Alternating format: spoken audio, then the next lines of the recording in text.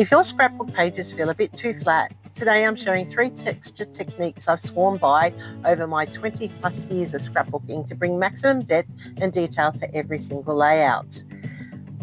We're going heavy on the dimension today. I'm breaking down 3 of my texture techniques for adding incredible depth, layers and interest to your memory keeping. So grab your cup of coffee, let's sit down at our crafting tables and I'll work you through the process.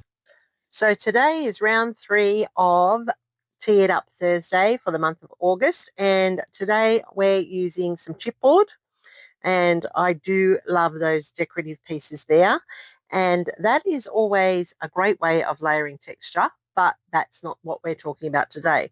But I do want to show you how I am going to incorporate this into the layout, because you all know I love it being deep and depth and lumpy and bumpy, and chipboard is a great way for that.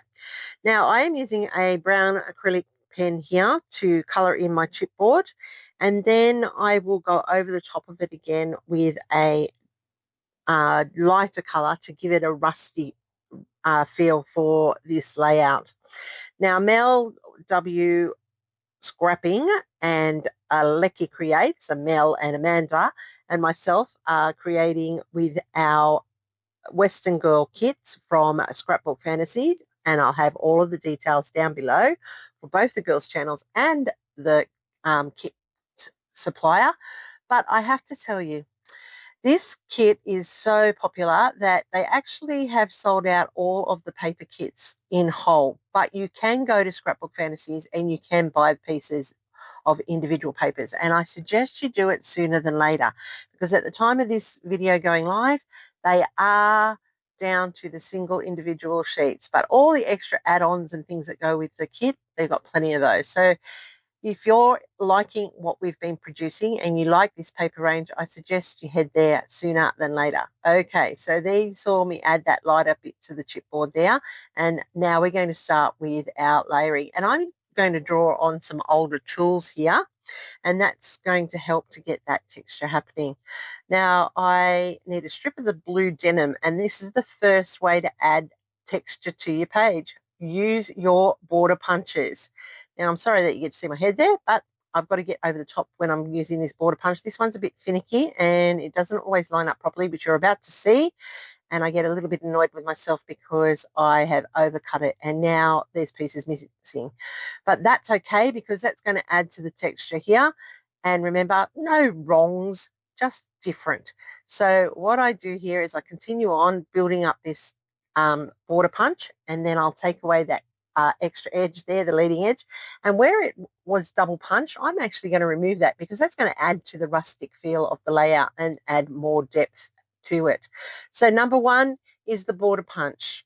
Now we're going to add in the extra layering that we want on our layout, and I'm just layering up the paper today. It's very simple. You can do it. Everyone can. The first square grid that I cut there, that one was a 3-inch that 3.5 inches, because then I used the border punch to bring it down.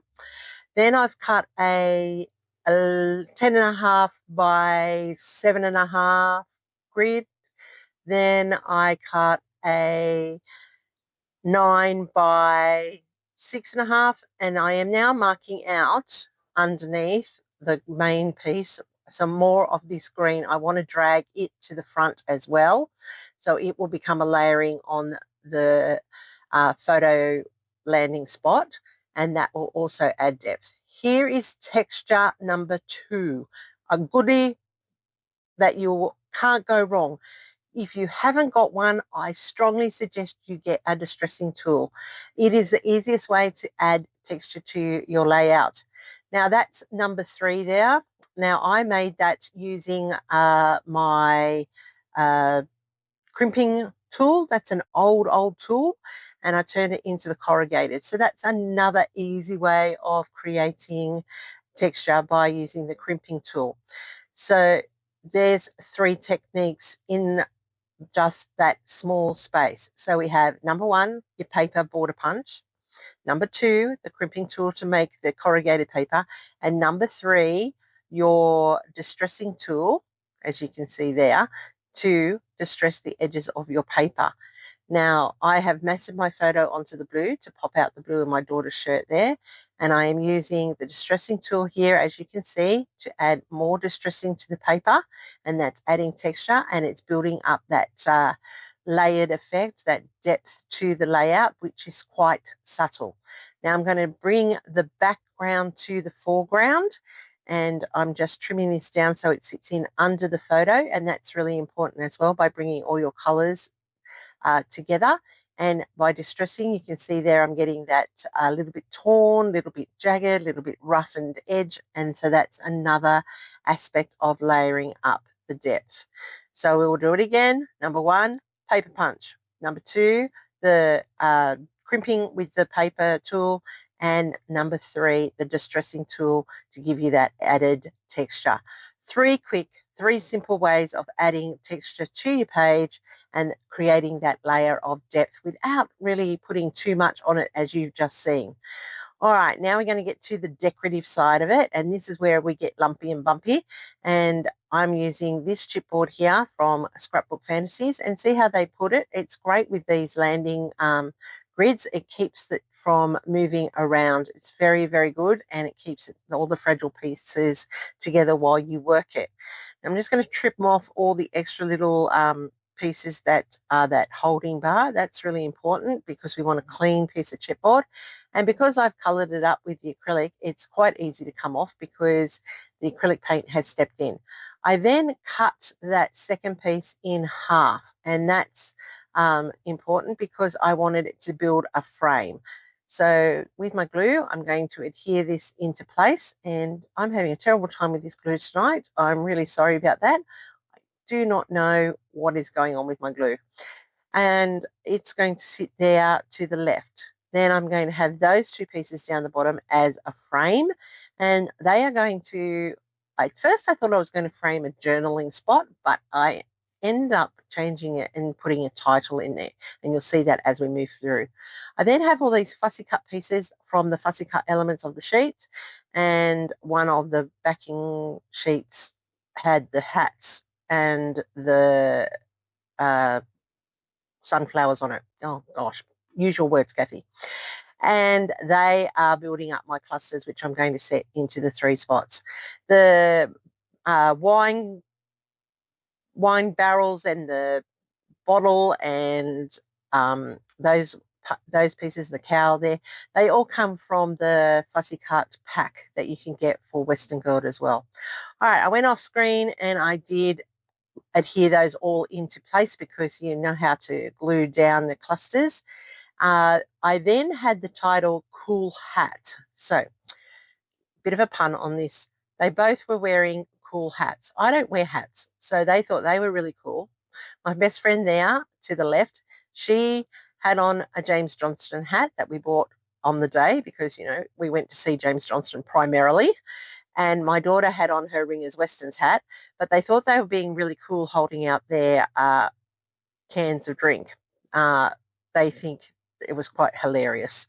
So I had a go at the cool hat because I was actually saying to them, stand there, smile nicely, I will take your hats. And then they're holding out their drinks for me. You know, so, you know, no brains between them. But anyway, that's me. I love them dearly. It was funny as. You sort of probably had to be there for it to be really funny. But the fact is I was actually taking their hats, but they couldn't help themselves. They had to show off that they were having a drink to celebrate James. All right, so I'm just making sure that that's sticking down nicely. It does take a little bit of a while when it's chipboard. You do need to adhere it. Another way I'm adding off my finishing pieces there, you saw that I just drew in a stitched border around the bottom of the landing place for the photo. Like that's sort of like a lazy horizontal, but it doesn't go all the way across, so that's why I drew in that frame. I've put in my strategic 3 drops of Nouveau points at the 3 visual points, setting up that visual triangle. And I'm just adding in the date, and we were at Boots and Beats at Camden, so that can go into the album, and it is recorded, and there it is up close and personal. Have a look at that. So this is week 3 of August you really want to go and check it out. You really want to see what we were doing. We had a great time. I'm sure there's plenty there for you to view, and I know that you're going to check out Mel and Amanda. Go and check them out. They will have left you some new ideas to work through a kit.